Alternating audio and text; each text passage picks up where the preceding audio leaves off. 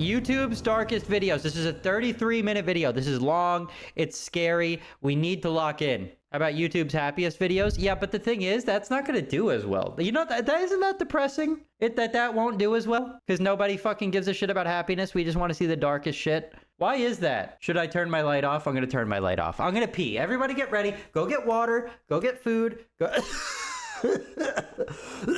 go get snacks. Guys, I'm scared. Ladies and gentlemen, we're now arriving our Wasco station top. On the morning of March 22nd, We could hear you pee? Wait, really? The Kern That's County Sheriff's embarrassing. Office Could you was actually? flooded with calls about an incident that had taken place near the Wasco Amtrak station in Wasco, California. The incident involved a pedestrian who was reportedly walking dangerously close to an active train track before being struck by an oncoming locomotive, a situation that authorities knew was likely unsurvivable. Police arrived at the scene shortly after 8 a.m. and were met with the bloody aftermath of the accident, as they found 48-year-old Horacio Ayala Penoza deceased on the tracks, Got hit the by a force of train? the impact being so strong that his body was torn apart and scattered all throughout the area. At first, it was believed to have been a clear-cut suicide, but after interviewing some of the witnesses, police learned that the man had never stepped in front of the train, and rather, he had actually been sucked underneath as a result of walking too closely, painting a clear picture that this was all a tragic accident. That happens? You could just get sucked under? Dude, when I was a little kid... Wait, you can't hear it?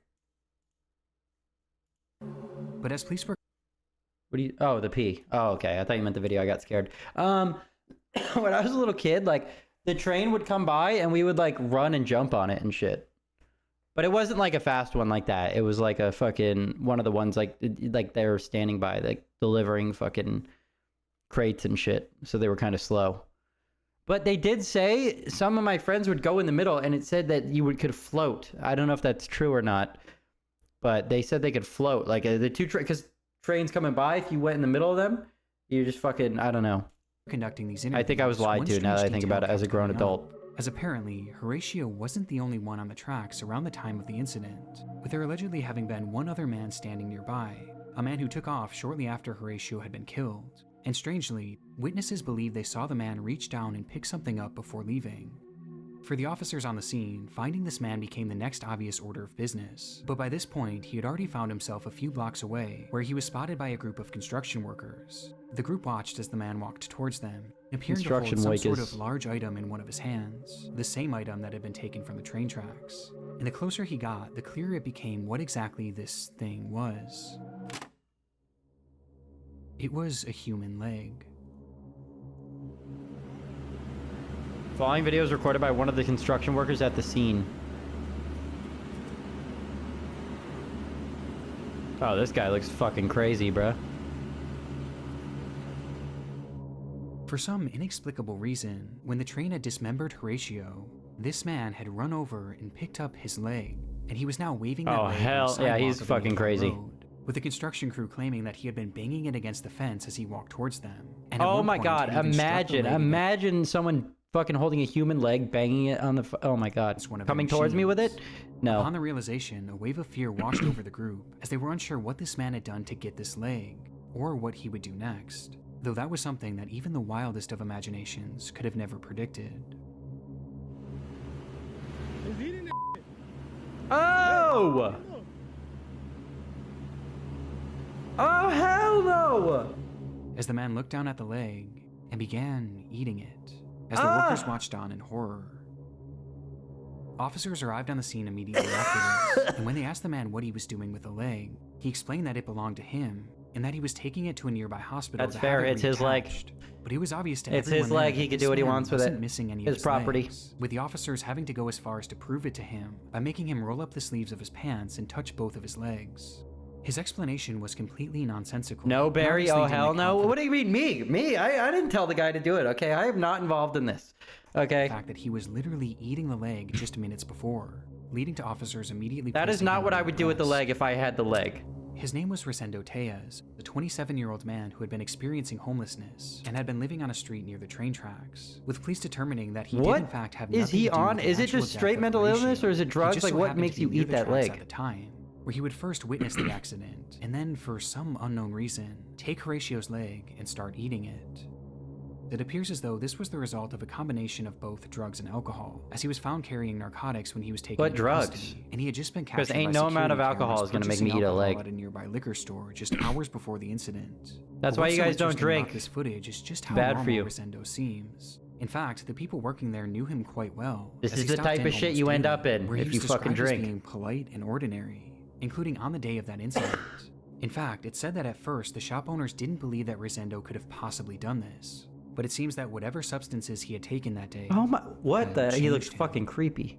Rosendo Tejas was charged with 2 counts of removal of He's human smiling. remains and 1 count of destroying or concealing evidence, as well as resisting a police officer. and was Destroying, sentenced to 1 concealing year in evidence in prison his after body by pleading no eating it. contest, bringing this absurd case to an end.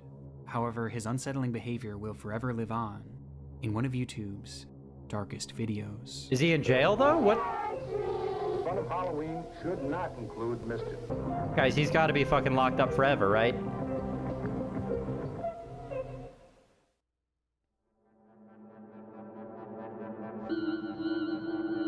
Chapter 2, watched. It was just past 10 p.m. Safely tucked away in her second-story apartment. Oh, I've seen 20-year-old this. Hannah Vivaretti set up her phone to record a I video think I've of seen herself this. dancing. For her, this was a meditative practice, a way of unwinding after a long, stressful day, and to truly feel at peace. But that day, fate had other plans.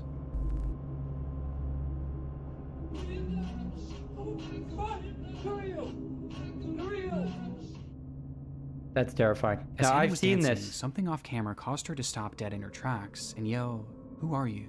It was a man whom Hannah had never seen before, standing in the doorway of her balcony, which again was on the second floor, meaning that man had climbed up, cracked open the door, and was now standing in her home staring at her, Oh, hell no. quietly muttering nonsensically with a big grin on his face. Who are you? Who are you? Please get off. Hannah stopped the music and again asked, "Who are you?" To which the man responded She even by said, saying, please. That's very nice. Please get out. No, please get out. Yes. But her demeanor and the panic in her voice made it all too clear that this was far from the case. Who are you? Please get out of my apartment right now. She started to make her way over to her phone and then towards the front door. All the while, the man kept calmly insisting that they be friends, but Hannah was having none of it. Okay, at least she Please made get it out out. of my apartment right now. Opening her front door and in the process, Get out. Get out. pointing the Oh, camera directly at the intruder, giving us our first and only glimpse of the man as he's standing still in the balcony doorway. And with her front door now open, she yelled at him to get out, loud enough for the neighbors to hear. Get out.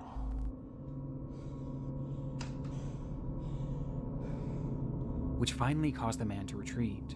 I'd be terrified though, As because it it's like turns now out, he's Hannah outside did with actually you. know who this man was, at least vaguely, as he lived in the same apartment complex. And if you go back in but your he never apartment, what if actually he's spoke back to in your her. apartment? He would That's always fucking just terrifying. Stare and smile, making it apparent that he had some sort of sick interest in her.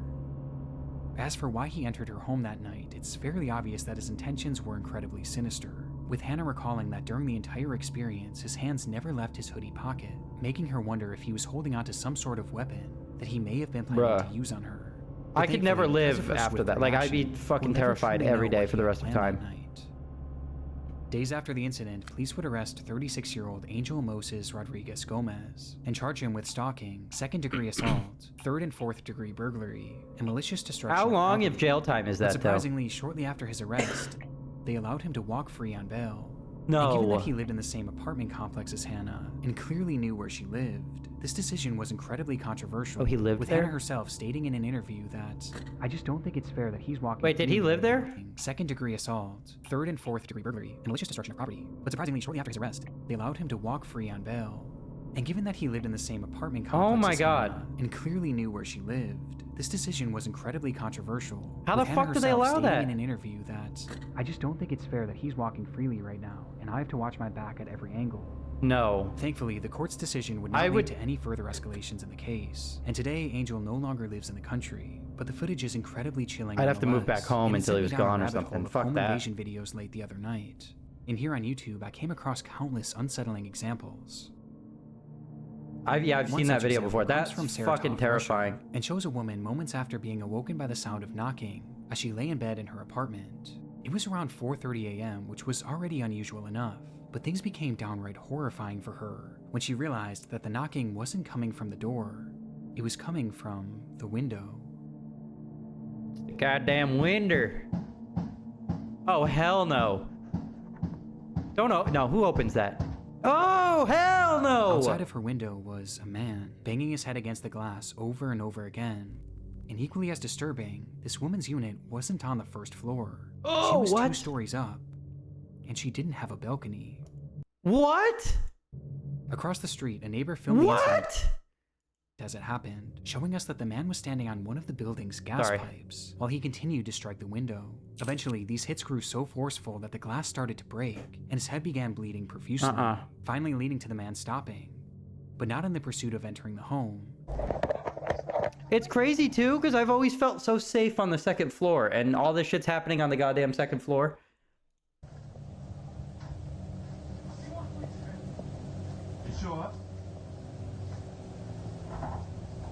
Low key, I'd let him in. He seems kind of like a vibe.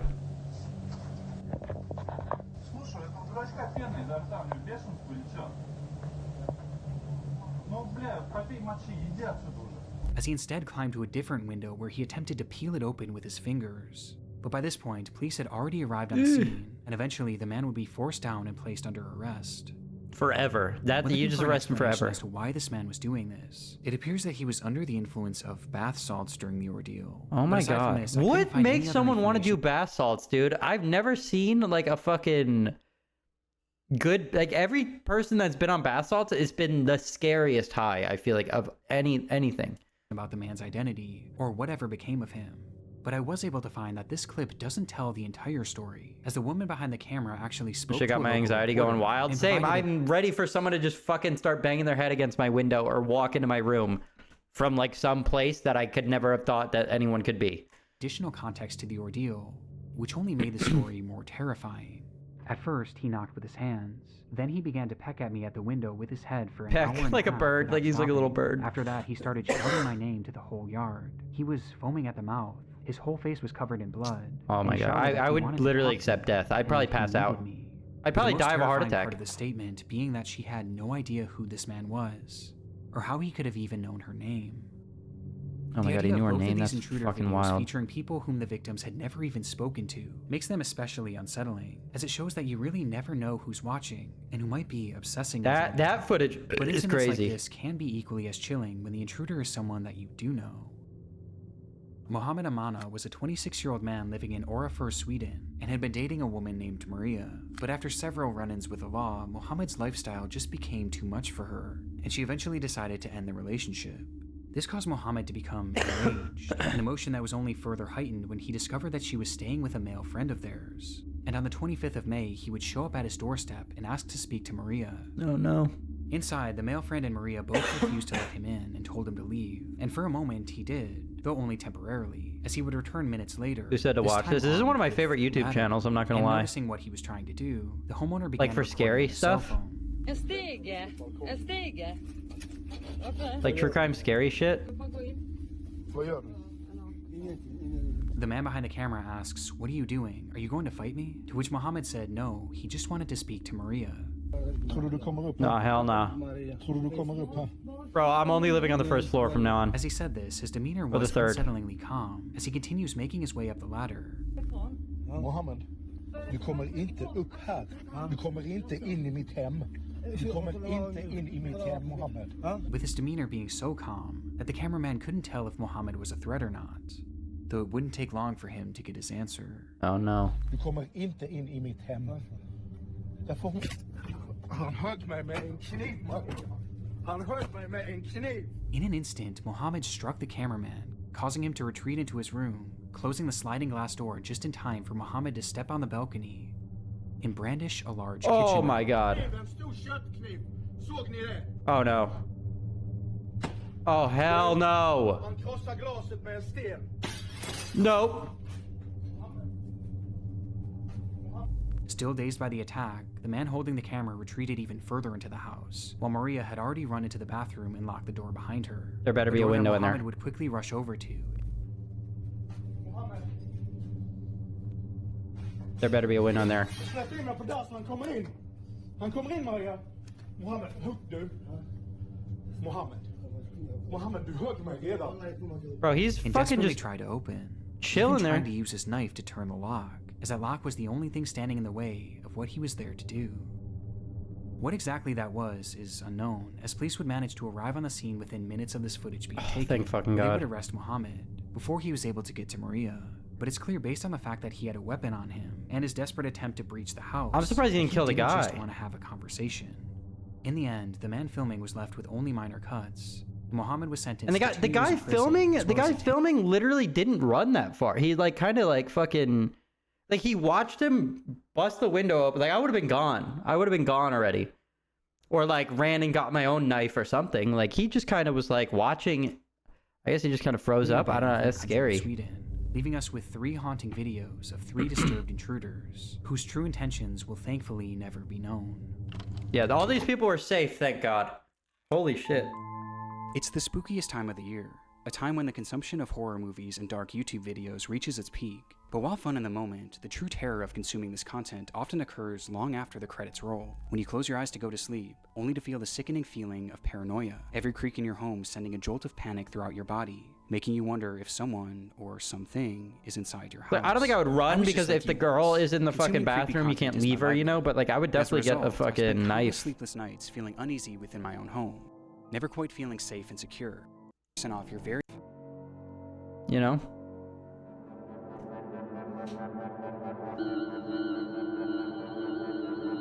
Yeah, I'm about to fucking be strapped all the time. I'm gonna carry a fucking... Alright, hey folks, this is Noah, getting my blood I'm gonna carry a samurai sword. Trucks and lots of trucks. This is the very first footage that Noah Harpham would post to YouTube. After years of having a channel, Noah finally decided to give uploading a try, posting this inaugural video to a self-titled channel on October 29th, 2015, titling it 102915, video blog number 1, and introducing himself to the platform with a simple, "Hello world," in the What is up, description. Wagonators? No, but He says. I did want to dissect just the beginning of a sermon given by a Pastor Bill, a guy that my dad has been following, taking ideas from for 10 years at least.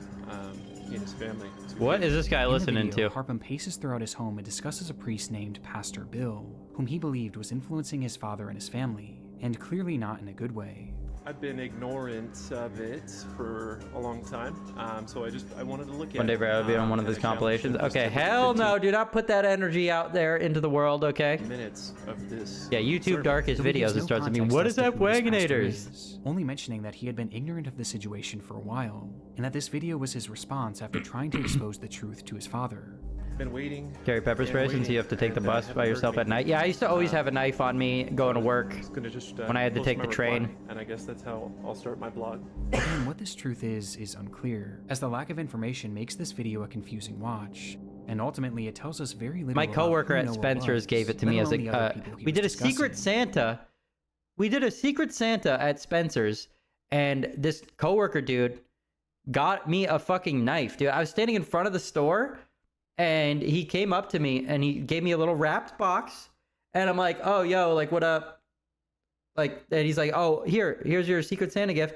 And like, you know, customers coming in, "Hey, how you doing?" And I was like, "Oh, sick, I'll open it." And he's like, "Oh, no, I wouldn't open that up here. Like, you should probably do it in the back." And I'm like, "Oh, no, what could it be? Like, it's fucking Spencer's, you know? Like, if it's something funny or dirty, like, you know, there's sex toys in the back, who cares?" So like, I open it and it's a big ass fucking knife, dude, like fucking huge. And I'm like, "Oh, I probably should not have this in the front of the store as an employee." And then I went straight to the back. But I still have it. It's a badass fucking knife, dude. But he did end the clip by making it clear that this was only the beginning of what would be a reoccurring blog series that would showcase just him, his thoughts, and his camera. The blog is just gonna be me with a video camera, and that'll be it. We'll see what happens. But before those uploads would come, Noah had pinned a website in his description that directed users to a blog post written by him that same day, titled, "Is My Dad in a Cult? Even worse, is it satanic?" Throughout the writing, Harpham loosely provides additional context for his video, as he breaks down a sermon given by Pastor Bill, who is shown to be Bill Johnson, a well-known preacher from the Bethel Church in Redding, California, who had garnered a large following online. And despite the sermon being over an hour long, Harpham goes through it point by point, critiquing everything that he said, And the more he typed, the more angry he got. And the more angry he got, the more nonsensical his words became. I'm attempting to present a case that shows the leader of this prestigious institution, along with a select group of rulers, are using mind control techniques to poison and confuse legions of useful idiots that slave away to keep the institution humming along, and that this man, Pastor Bill Johnson, and his ruling caste are using mind control to keep people imbalanced and ignorant, in a state of perpetual waiting Mind for control. the material world to be defied, while they themselves are profiting immensely in this material world. The blog gives us a peek behind the curtain of the man shown in this video, a man who seems to be clearly mentally unwell, paranoid, and very angry, with the post making it clear that the purpose of Noah's content was to bring this pastor down, and video blog number 1 was supposed to be just the start. However, there would never be a video blog number 2, as just 2 days after posting this video, Noah's life would take a drastic turn. Oh no. Colorado Springs 911, what's the exact location of your emergency? It's at, Can you repeat that one more time for me and make sure I had it correct? well, it's across the street from me. I'm calling from my address. Tell me exactly what happened. Well, there was a guy walking around with like 2 cans of gasoline or something. There's no one walking around with 2 cans of gasoline is and a ever up to anything good. like a rifle. It's black. And a rifle? and Okay, it yeah. had a Lock him strap up. around it. He's walking up to doors and stuff. Oh, hell no.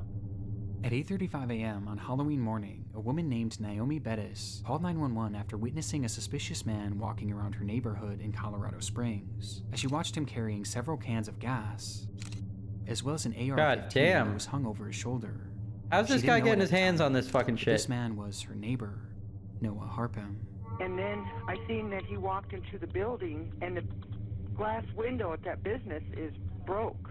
And that's a business? What's the name of the business? I have no idea, but I just know I don't know if it's a fake gun, BB gun, but it looks pretty scary. As the call progresses, Naomi explains that she had watched him enter a nearby business, where one of the windows appeared to have been broken. She wasn't sure if anything illegal had happened at this point, but she was convinced that Noah was up to something sinister, which based on what he had in his possession seemed to be the only logical conclusion. However, this concern wasn't felt by everyone. Okay. And you said it looked like a long How is that not felt by everyone that's seeing that shit? What do they mean by that? Open carry state, so he can have a weapon with him or walking around with it, but of course having those gas cans, it does seem pretty suspicious, so we're going to keep the call going for that. Okay, and the windows. You're allowed to broken have to the that business gun? downstairs, so. Right. And you said he's now Open carry upstairs, state, you're allowed to correct? walk around with that fucking And are rifle? you or anyone else in immediate danger? No. Okay. As the operator seemingly brushed aside the incident, stating that she was only keeping the call going because the gas cans could be suspicious. However, even with that, the report still wasn't taken seriously, as the dispatcher hung up on Be her out of there? shortly Yeah. after, before dispatching one single officer to the scene. What? An officer that never even made it there. What? As just moments later, he was called off and sent to what was deemed to be a more pressing scene at the local senior center. Oh my god. Naomi's concerns were completely ignored, but despite this, she continued to watch out her window, waiting to see what Noah would do next. No, I would sneak out the 4 back minutes and after her call fucking with police leave. ended, and 10 minutes after first reporting Noah's behavior, Naomi would dial 911 once again. Only this time, her demeanor was far different. I just called a few minutes ago, and the guy came back out, and he fired a gun at somebody, and he's laying on the street dead. Dumbass fucking my cops. God. Oh my god. And an ambulance too. Naomi's Dumbass worst fucking fears had come dispatcher. true, as she frantically told dispatch that the man carrying the gun had just shot and killed someone outside of her home. Oh my God. That's their fault, bro. Stay with me. I'm just putting that into the call. Is anyone in immediate danger? No, that I can see or think. No. In response, the operator bizarrely asks if anyone else is in danger, but Naomi, likely in a state of shock, answers no, before immediately realizing that Noah was heading in the direction of Platt Avenue, which was known to be a busier neighborhood. Maybe on Platt Avenue there might be people in danger. Naomi, I need the suspect's description. Do you know his name? No, I don't. Okay, is he white, black, Hispanic, He's Asian? white, and he's got long curly hair coming out of his cap. She desperately tried to relay that more people were likely in harm's way, only to be immediately proven right just seconds later. I think, yeah, there's people outside that might be in danger up on Platt. Okay. Oh, I just heard another gun fire. Should lose Oh her my job. God. Hopefully, She hears I. more gunshots, prompting the operator to once again ask, How do you even get that job? Or something right away. Okay.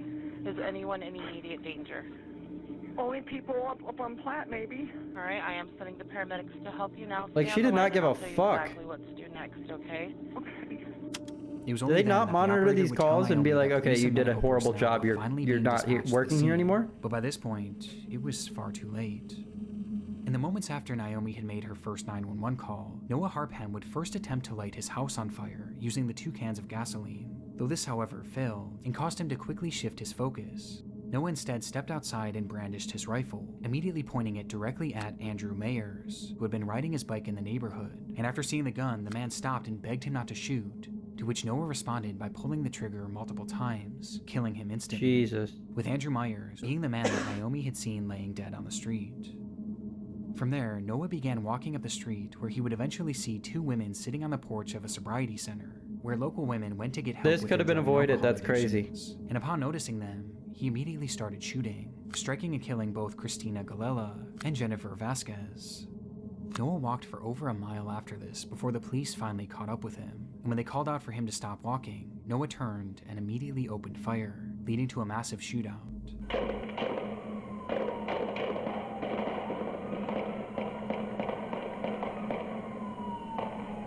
Jesus Christ. When the smoke cleared, the only one struck had been Noah, who was lying dead on the pavement, marking the end of his killing spree. The investigation that followed revealed that Noah had never even met any of the 3 people he killed that day. They were all total strangers, leaving the question, why had he done it? Well, even today, there's still no clear motive, with this appearing to be a completely random and senseless act. But looking at his final and only posts online, Noah was clearly very angry and seemed to be mentally unwell, which was corroborated by testimony from his parents, as they later claimed that he had anger issues and suffered from drug addiction and bipolar disorder. But what's so unusual about this to me was that this video was published just 2 days before the killings, and it was clearly not meant to be a one-off post. It was something that he seemed genuinely excited to continue, yet not even 48 hours later, he resorted to this. What happened in that time frame may never be known, but the effects of it will last forever. And I can't help but wonder how differently this all could have gone if that initial 911 operator had just taken Naomi's report seriously. Noah's spree didn't start for a full 10 minutes after she started the call, yeah, that 3 which would have been people. more than enough time for police to intervene. Could have been alive. But instead, Noah was given all the time he But needed. since I guess he's allowed to walk around with the fucking gun like that, are you allowed to walk around with that? I thought like open carry is like, okay, you could have like a pistol or something.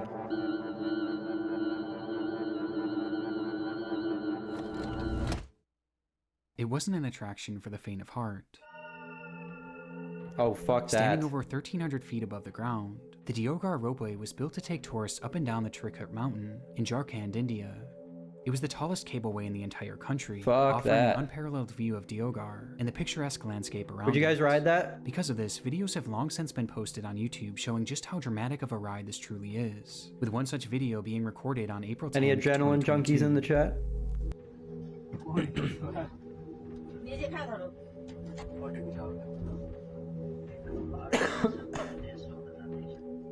That day, a woman and her family had been filming their adventure to the Trikut mountain, and were now filming a first-person view of the descent back down. Yes, let's go. Well, I have a feeling after this video we're not going to want to go, but... Oh my god. Dude, that's huge.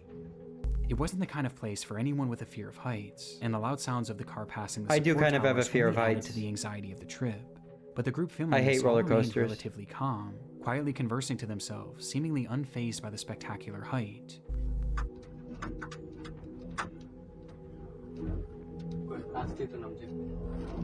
Even enjoying it. A feeling that wouldn't last. I wonder how often they like check this shit and make sure it's like in working order and stuff. Like, how do you even do that for the full, like, this is so much, like, it's huge. Oh my god. Without any warning, the car was met with a massive force, sending the occupants and the camera to the floor, causing the footage to go dark. Oh, the floor of the moment, cart. One of the ropeway's axles had dislodged, causing a failure on the pulley system, which resulted in 2 carts crashing into each other, and the rest coming to a sudden and violent halt. The impact was brutal, but somewhat surprisingly, the footage continued.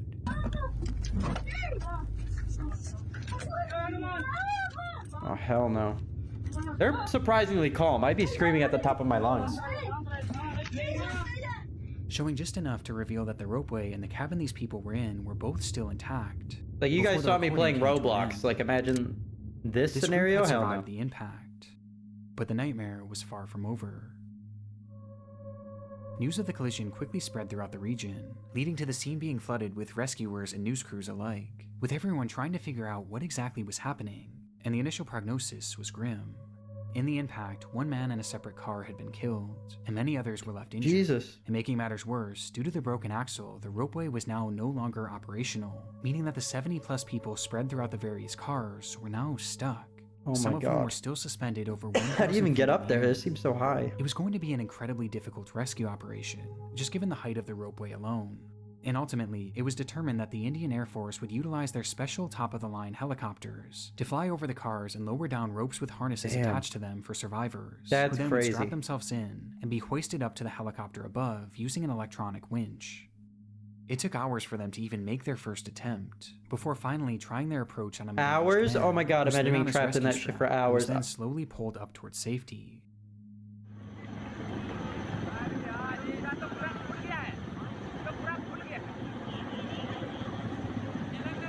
Dude, fuck that. Oh my god. The footage of this is horrifying. These people were already over 1,000 feet in the air when their cars got stuck, and now they were being lifted even higher, tethered only by a single rope and a safety harness. Worst of all, it was a particularly windy day, which was made worse by the swirling of the helicopter blades, a combination they're that swinging caused the like man crazy. to start swinging wildly from side to side as he hung onto the rope for dear life. Dude.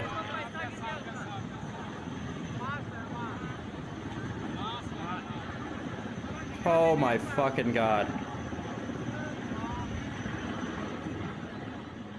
It was a grueling journey up, but finally the man reached the aircraft, and with safety just a few feet away, he instinctively reached his arms above his head in an attempt to grab onto the helicopter, a decision that would have disastrous effects. Oh no. As he did so, his harness slid upwards and was pulled over his shoulders, and then No. over his arms, before eventually landing in his hands, meaning the only thing left holding him up was his own grip, as he clung to the now useless harness. That's fucked.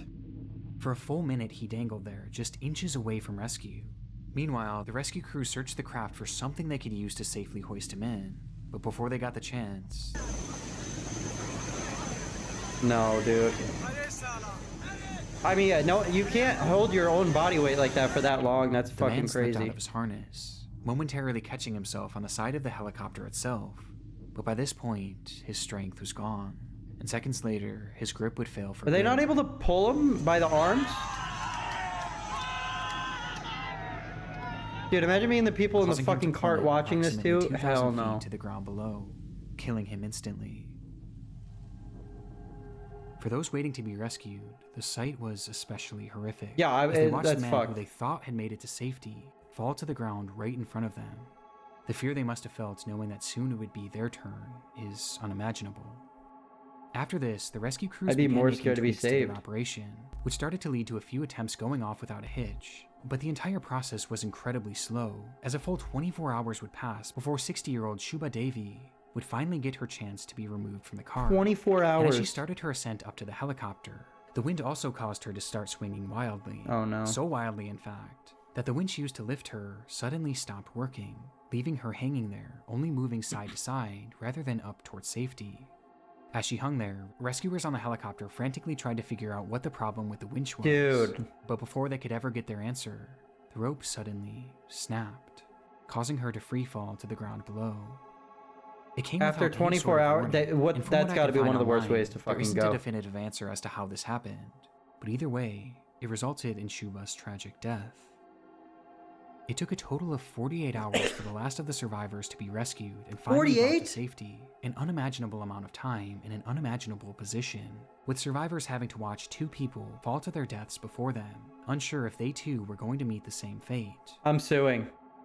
Since its release, the footage has I'm sparked some debate fucking online, suing. as the media actually hailed this as an impressive and even successful rescue operation for the Indian I'm Air suing and Force, retiring. while others have hit back on this. Oh my God, as that's both stressing me out. incidents seem to have been entirely preventable, with more people dying from the rescue than the accident itself.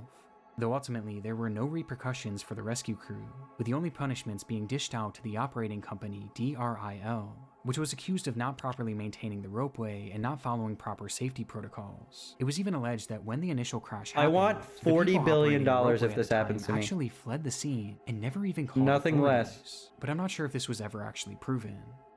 DRIL was fined over $1 million and has since been blacklisted from operating ropeways for 5 years, while the 5 families of the years? deceased were given around $33,000 in compensation. Currently, there are plans to repair and reopen the ropeway, No. though at this point, no official date has been given for Who's the gonna reopening. fucking go on that, dude? It's over. It's over. Who's riding that?